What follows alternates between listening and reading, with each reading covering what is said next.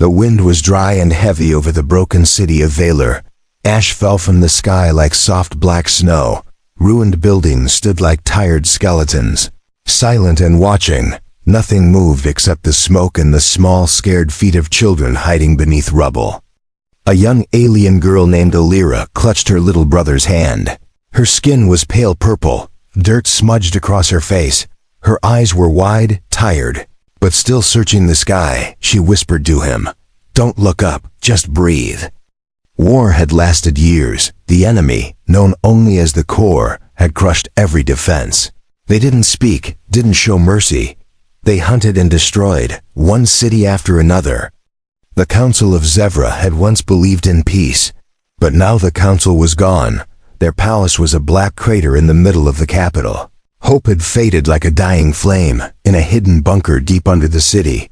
A final call was sent. It was not a call for rescue. It was a cry of pain, sent across space to anyone who could hear. It simply said, "Please help, they're killing us." But the stars remained quiet. No allies came. No ships arrived, only silence answered. Commander Ryle stood outside the bunker. Armor cracked and stained. His antenna twitched as he scanned. "The sky one last time. I told them it was useless," he muttered. "There's no one left to help us." Alira watched him from behind a wall. Her brother tugged her sleeve. "Will the monsters come tonight?" She didn't answer. Her voice locked deep in her throat. But she knew the answer. The Core would come. And this time, they would finish what they started that evening.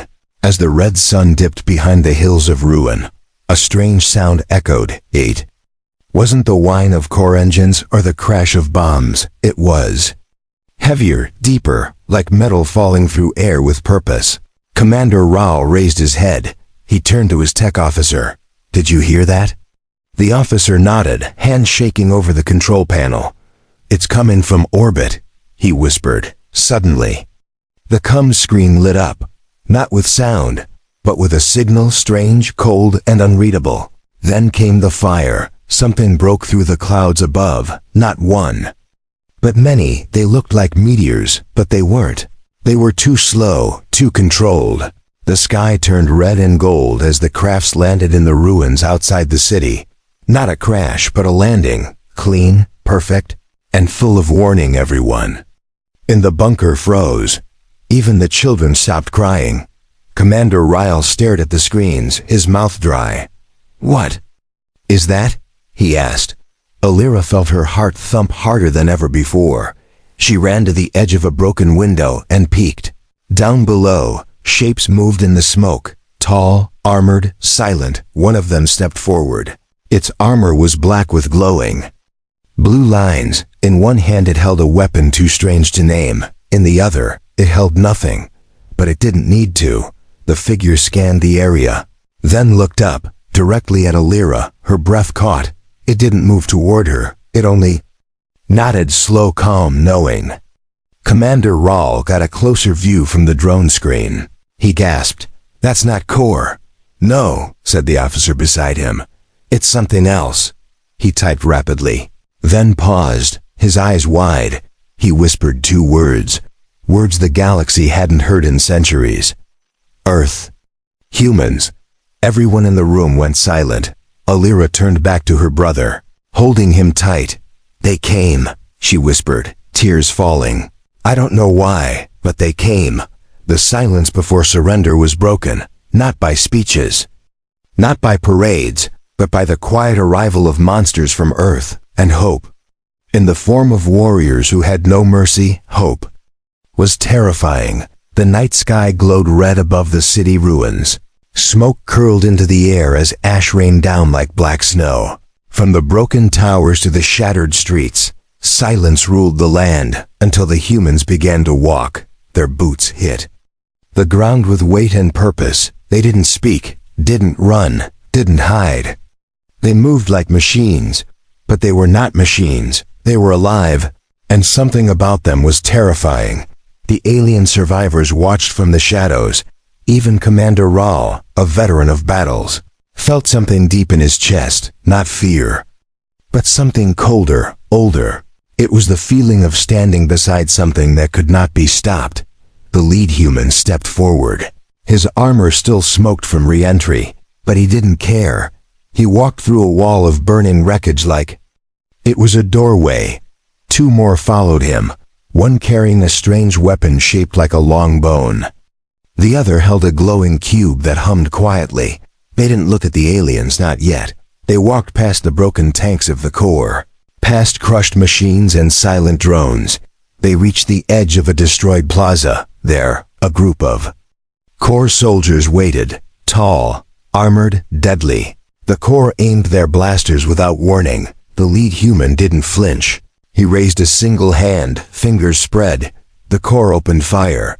A storm of red energy rushed toward the humans, but before the blast could touch them, they vanished. Just like that, the humans were no longer where they stood. Then, in the next breath, the lead human appeared behind the core line.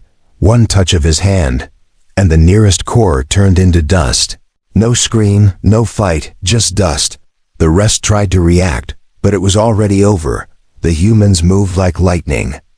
But with calm steps, each core soldier fell before they even understood what was happening.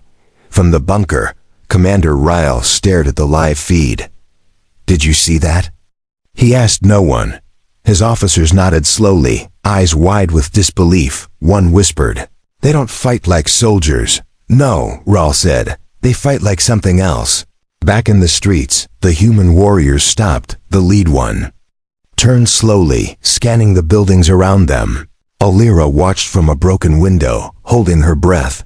The human looked straight at her. Again, she didn't hide this time. The human pointed a finger toward the sky. Alira followed his gesture. Above them, more fireballs dropped from orbit. But they were not weapons. They were more ships, more humans, 10, 20, 30 of them. Landed across the city. Each ship opened like a flower, letting out one or two warriors, all dressed in black, glowing lines across their suits. They walked through burning streets like the fire was their home. One of the humans passed a group of alien children trapped under rubble. Without a word, he lifted the stone like it weighed nothing. He didn't speak to them, only nodded once, then walked away as the children stared in silence. Alira turned to her brother, whispering, "They don't talk much." Her brother said, "Are they here to help?" She didn't know how to answer at. The bunker, the officers argued, "Should we reach out?" One asked, "Send a message?" Commander Ryle said, "What if they don't answer? What if we're not worth talking to?" Another officer replied, "But they came. They came when no one else did." The room fell silent again. Outside, the city echoed with the sound of slow, heavy boots. The humans moved through enemy lines like ghosts with purpose. No mercy, no fear, no hesitation. Wherever they passed, the core fell back. Even the mighty core commanders were afraid now.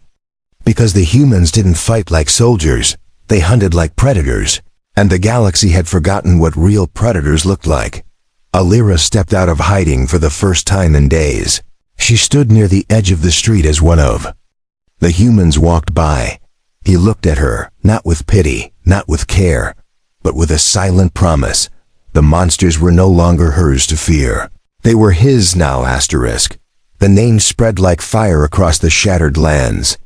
The Skyborn Butchers, whispers carried it from broken villages to deep bunkers, from hidden caves to frightened camps. No one had seen warriors like this before. No flag, no speeches, no mercy. Just arrival, action, silence. The humans didn't come to make friends. They came to end things. A core war camp on the edge of the wastelands was the next to fall. They didn't even hear the humans arrive. No alarms, no warnings. Just sudden screams followed by silence.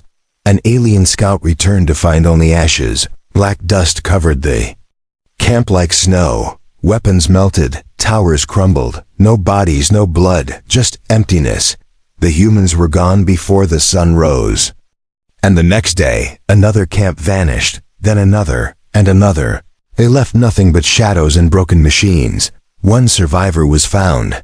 Shaking and muttering nonsense, he kept saying, "They looked at me." Just that.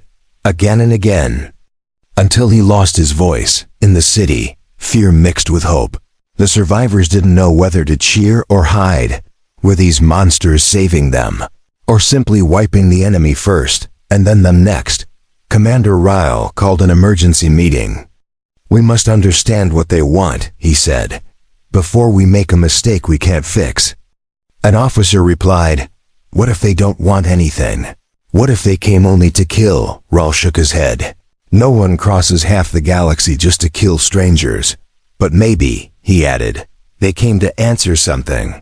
Back on the streets, the humans moved like silent storms. They didn't rest, didn't sleep, their eyes always scanning. Like hunters who never stopped tracking their prey, Alira followed them from a distance, curious, scared, but unable to look away. One day, she saw something strange, a human kneeling beside a fallen alien child. The human touched the child's hand. A soft light moved from the human's glove into the child's body. The child gasped and opened her eyes, then began to cry. The human stood and walked away without a word. Alira stared in shock.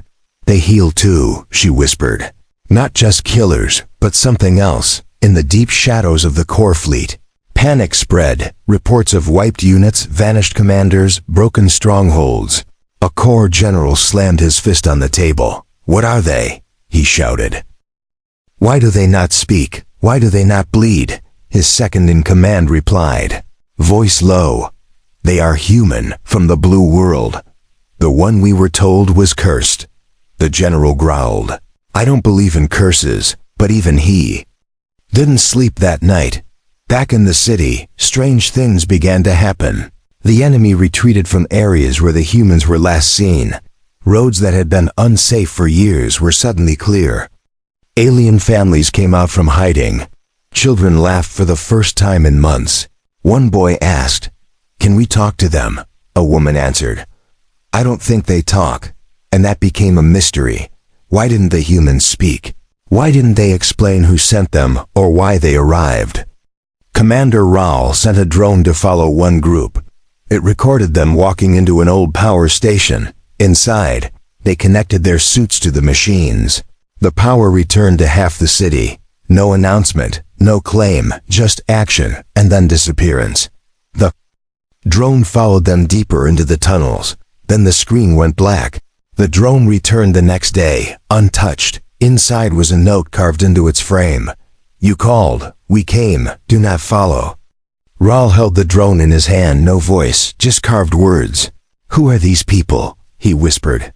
Alira had her own answer. She watched as 3 humans passed through her old neighborhood. Her brother ran to the window, waving. One of them paused, raised a hand, then walked on. "They're not here for us," she said. "But they are here because of us." In the sky above, more human ships began to appear. Not massive fleets, just single vessels arriving silently, falling like stars with sharp edges. The core looked up and began to retreat. The humans didn't cheer, didn't chase. They simply moved forward, and the galaxy began to remember something it had tried to forget. Earth was not silent because it was weak. It was silent because it was waiting, and now its warriors had fallen from the sky. Asterisk in a secret underground lab beneath the broken city. A group of alien scientists worked with shaking hands. They had collected something rare, something dangerous, a sample of human blood, taken from a tiny piece of armor left behind after a battle.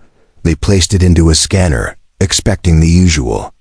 But the machine buzzed, flashed red, then exploded into sparks. The lead scientist gasped.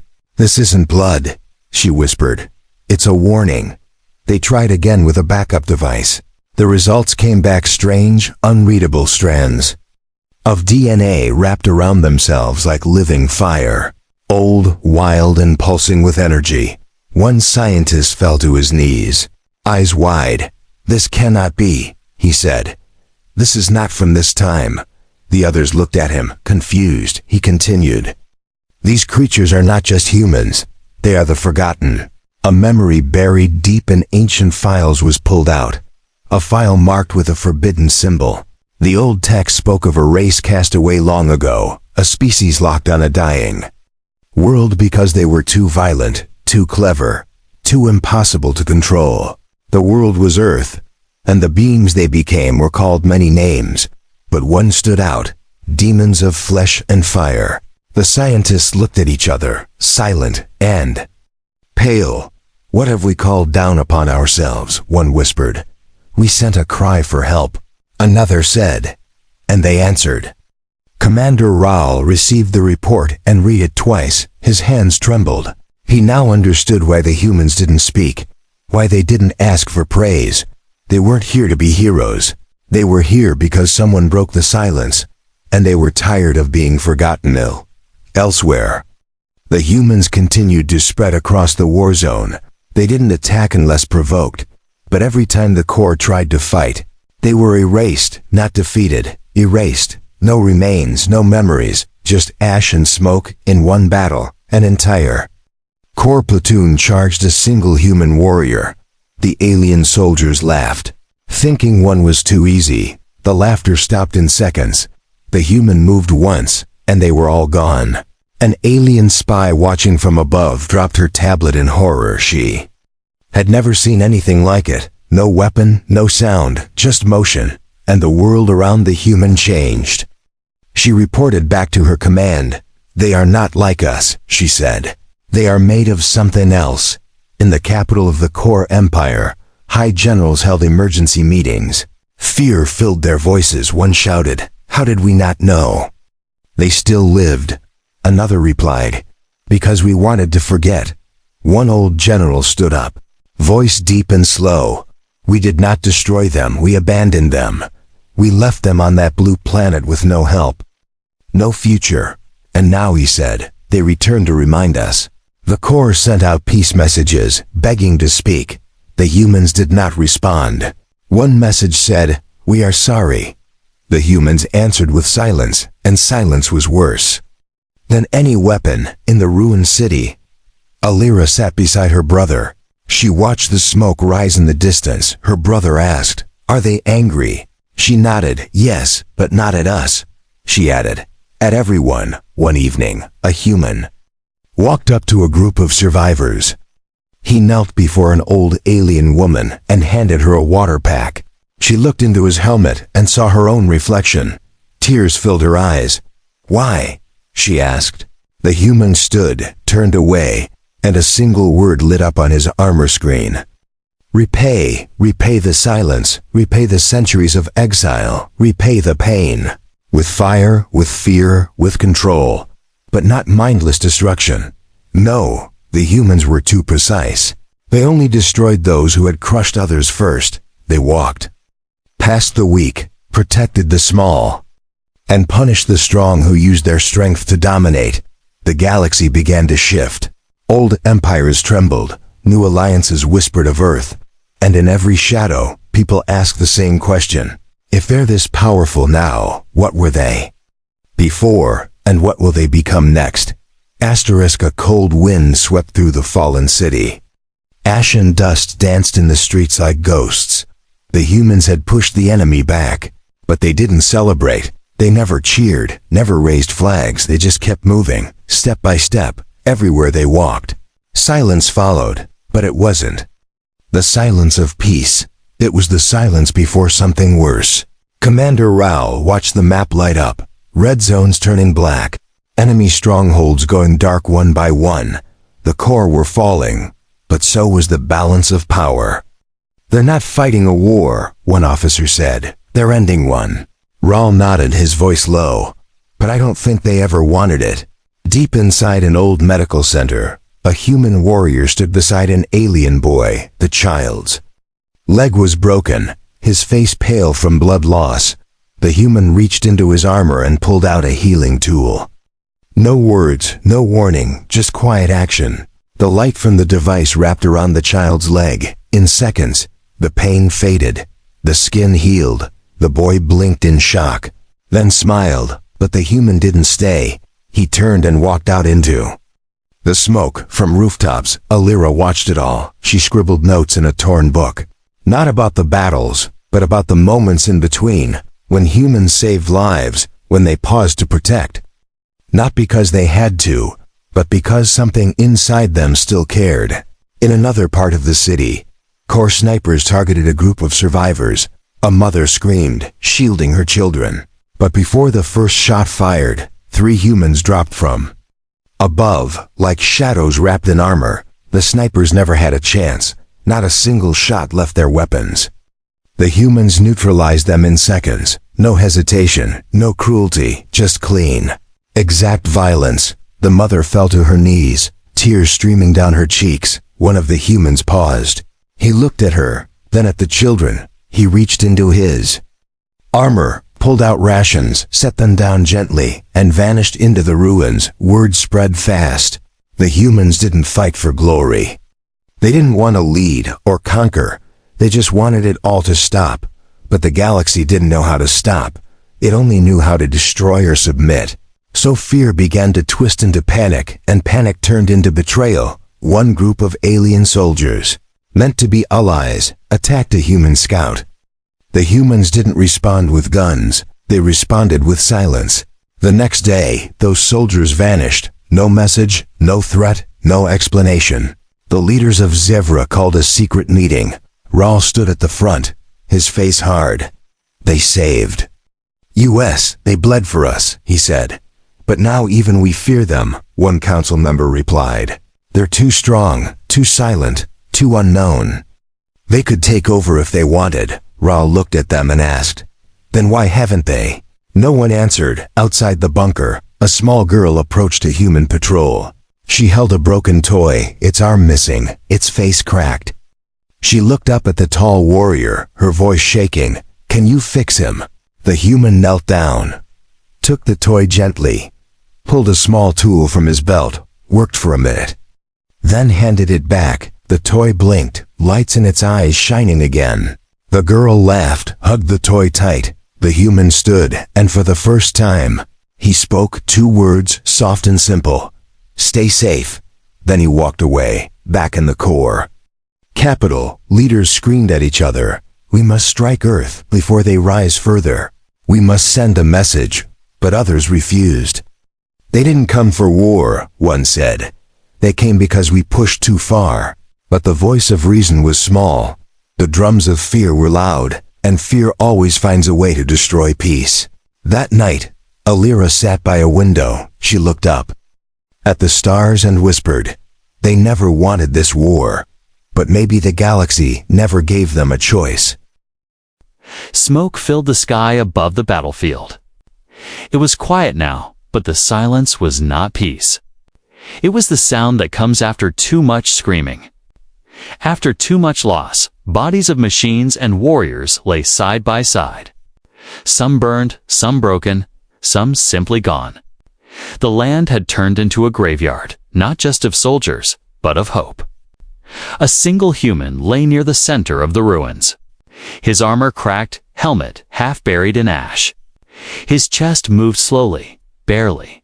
Blood soaked the ground beneath him. An alien girl found him first. Alira, covered in dirt and sweat. Knelt beside him, she placed her hand on his chest. He flinched, eyes opening for a second. Why did you save us? She asked. He looked at her, but said nothing. His lips moved. But the words were too soft to hear. Then his hand fell to the ground again. More humans arrived, silent and cold. They surrounded their fallen comrade. No tears, no words, just stillness. One of them knelt and placed something small on his chest. It was a silver piece of metal, shaped like a star. Then they stepped back. And from the sky, a light beam fell, lifting the broken body into the ship above. The others walked away without looking back. Alira watched them, heart heavy. They feel, she whispered. But they don't show it at the same time. Commander Raul stood over a different hill, looking down at another battlefield. This one filled with the enemy's dead. The Corps had sent their elite. But they fell just like the others. Raul turned to his officer. How many did we lose? The officer hesitated. Only one. Raul looked back at the field. Thousands of core bodies, one human fallen. He said nothing. Because there were no words for that, but something had changed. The humans no longer moved like shadows. Now they walked with anger. The silence was heavier. The fire in their eyes burned brighter. They did not speak of revenge. They did not raise banners or call for blood. But their steps were louder, and their attacks more precise. One human entered a core base alone.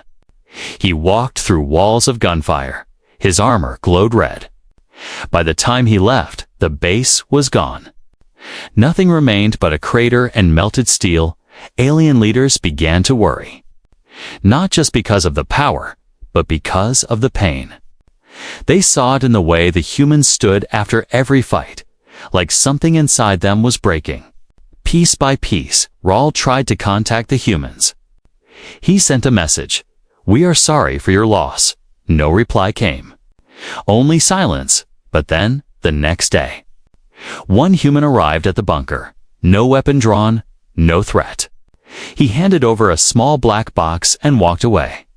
Inside the box was a recording, a voice clear and deep. It said, "We don't fear death, we carry it with us. But when one of us falls, the galaxy feels it.